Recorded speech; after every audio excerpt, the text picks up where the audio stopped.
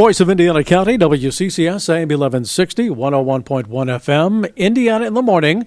We're brought to you by First Commonwealth Bank, and joining us in studio this morning is Mark Hilliard, the president of the Indiana County Chamber of Commerce. Mark, this is our first opportunity to talk on the air since you've moved into the position of president of the chamber. How's it been so far? It's been good. Yeah, it's been busy, especially the past few weeks, but it's been really good. Yeah, I've talked to Todd quite a bit, but not in this capacity with you. So it's good to be on the air with you and not in a basketball game setting. Yeah, or football. That's right.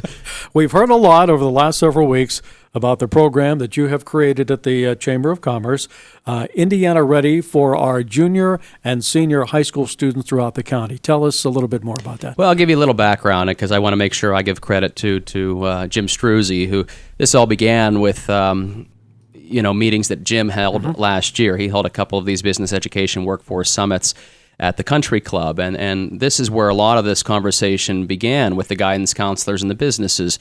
And one of the things that we took from those meetings was that the businesses really needed help finding employees that had the right soft skills or essential skills, and that can be anywhere from communication, teamwork, work ethic, reliability. It varies. Things that you'd seem more common sense, but they're just not these days. And the employers are really struggling finding people who had these skills or who could display them.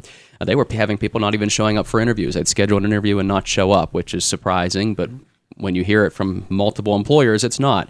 So we began when I first came in looking at workforce, finding programs that we thought would be a fit for Indiana County, and came across something in Center County that addressed these skills.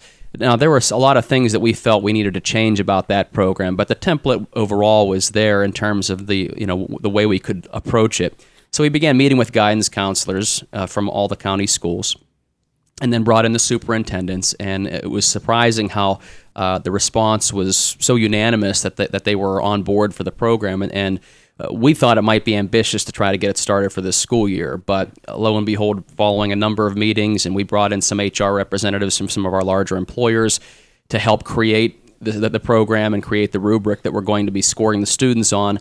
And that's kind of how it came about. And basically everybody said, yeah, let's do it for this fall. And we unveiled it last Wednesday at the Business Education Workforce Summit.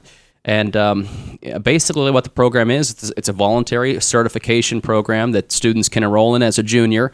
They can enroll in it as a senior, either if they don't pass the program or choose not to enroll in it.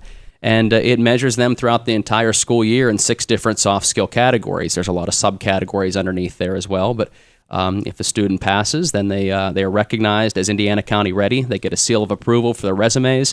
It's listed on their permanent record at school, according to their gown and graduation, and we're working on some employment components to this once we have it up and running for a year or two. So that's kind of the nuts and bolts of the program, but it's been great going around at the schools so far and meeting with the teachers, which is what I'm doing here over the next couple of weeks, and seeing their reactions to it. And you're always bracing yourself for some negative feedback, but so far it's been overwhelmingly positive, which is encouraging. Are the teachers and the instructors in the school districts, they're the group that will be administering it's training maybe with these students? The way that it works is that students are going to be reminded of what these skills are. We're going to go in and actually meet with the students with various assemblies, and I'm bringing in representatives from the business community as well with me. They're going to talk about why these skills are important.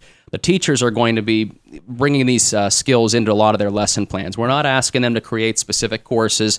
It's not meant to be a course and a test for them to take. And the reason being is because there are a lot of students who are very good at test takers. They can take a test, they can pass a test. Doesn't mean that they can communicate well. Doesn't mean that they may be very good at teamwork. So it doesn't mean that they have good soft skills just because you can take a test. So you could technically get a A+ in a soft skills course, but not possess any of the soft skills that you just scored well on in these tests. So it's designed to sort of monitor the students throughout the entire school year and determine whether or not they actually do display these skills. And they have different progress reports that they'll be getting from the teachers. The guidance counselors are actually the ones who kind of administrate everything, but the teachers are the ones who will do some of the scoring, and they're the ones who will let the students know, okay, these are areas that you're falling behind on, and these are areas where you're doing well. You've talked about the different soft skills that will be presented, and I'm sure when you were in school, I know when I was in school, those soft skills were sort of taken for granted. You knew that was things that you were expected to do, but I guess down the way we've thrown some of those aside. And it's important to note, and I was with a group of teachers just the other day, when these businesses see that some of these younger people come out without these soft skills, they want to blame the schools, and some of the schools want to blame the parents. The truth is, it's neither's fault. In some cases, it might be, but the schools are doing their best to try to still teach these skills, as and they haven't really changed. In fact, if they changed anything, they've put more of an emphasis on it. And parents, like myself, I've got a 12-year-old, and my wife's military background, so I like to think we have a strict household for the most part. She's more of the strict parent, but we still see some of those tendencies in my 12-year-old, and it's not just a matter of what you're seeing is at home or in school. It's the way that kids are these days. They communicate differently. The world is different. We have to be willing to address that, but we also want to make sure that they understand what is required of them, and when they go enter the workforce, whether that's after college or right after high school, they need to understand what is going to be expected of them, and that these things aren't just mom and dad nagging on you. These are important skills that employers need and look for, and you're not going to go very far if you don't possess them. Yeah, don't show up for a job interview in a T-shirt and jeans. That's one of the 6 categories is right? Professionalism, and that falls right into it. Yes. Now that's been one of the things that you've been working on at the Chamber of Commerce. What other programs and activities will be taking place? I want to make sure that I do address that we have a blood drive coming up this coming Monday. It's the first ever blood drive the Chamber is doing. We're excited about that. We're partnering with the KCAC. There are a lot of really neat incentives if you come to give blood on Monday from 1 to 7 at the KCAC. And the KCAC is offering some discounts on tickets. The Hilton Garden Inn is offering some free appetizers. So please come down and give blood. There's certainly a need. We're happy to partner with them and kind of do our first ever blood drive. We have Eggs and Issues as well coming up on the 29th of the month, and you can get your tickets for that. That's a great opportunity to hear some of our local legislators like Senator Pittman, Representative Struzzi, Dush, Pyle, and Petrarca, and they're going to all be at the KCAC. You'll get to have breakfast and ask questions of them. So that's usually a very, very good event, and we're excited about that. And we're organizing our first ever Women's Summit, the Indiana County Women's Summit. That will be in October. Tentatively, we have it October 15th, where there'll be a number of panels and guest speakers. It'll be a half-day event, that's meant for the development and empowerment of women in Indiana County. We have so many good women that are either in leadership roles or moving towards that in Indiana County, and we want to make sure we recognize them and be able to help provide an event that we see in so many other communities. We haven't had one for a while in the county, and we're excited about getting together and putting on the first ever one in October. Mark Hilliard, the president of the Indiana County Chamber of Commerce, our guest this morning here on Indiana in the Morning. Now, it's been less than a year that you've been in your position. Mm-hmm. Anything stand out, some pleasant surprises so far at working with the Chamber? Well, I don't know if anything has stood out. It's been a lot of work just because we're doing our best to try to help the county grow, and in a lot of cases right now it seems like that is by helping our employers make sure that they're properly staffed. I think what stood out is sometimes we've had some ideas that have taken off a little bit quicker than we expected. And I say we because it's not just me who does these things. We have committees, we have a board of directors, and we like to work as a team in a lot of these areas, and we have to work as a team to accomplish some of these goals.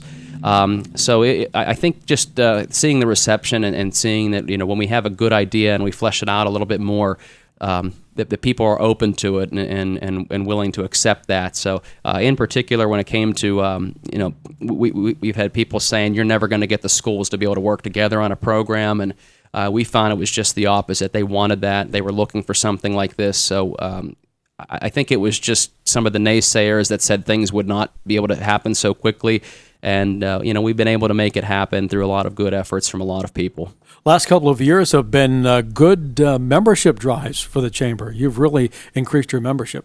Yeah, we're pretty steady. We're around 640 members for the chamber. So what we are trying to do is make sure we're looking at some different things to make sure that we highlight some of the benefits people get. We don't want people being a chamber member just because they want to be a chamber member. There are a whole host of benefits that they get for being a chamber member. So we're changing a couple of things, and we're working on a couple of templates that hopefully in the next month or two, as we get set to enter our fiscal year in October, that will get people to actually start looking at what they get as a member and give them the option of maybe getting more or maybe getting less in some cases. But I think when people look at that and look at this chart that we have put together and see all the benefits you get as being a chamber member, it's not simply after hours and annual luncheons and things like that. There is a lot more to being a chamber member than that, and we're hoping that people start to recognize that and take advantage of more of the opportunities that are out there. We're getting very close to the opening of the Urban Center. Any updates or new information on that? Yeah, from what I understand, I mean, they're still planning on being fully up and running by October. They are looking to first start taking their first orders here in the next couple of weeks.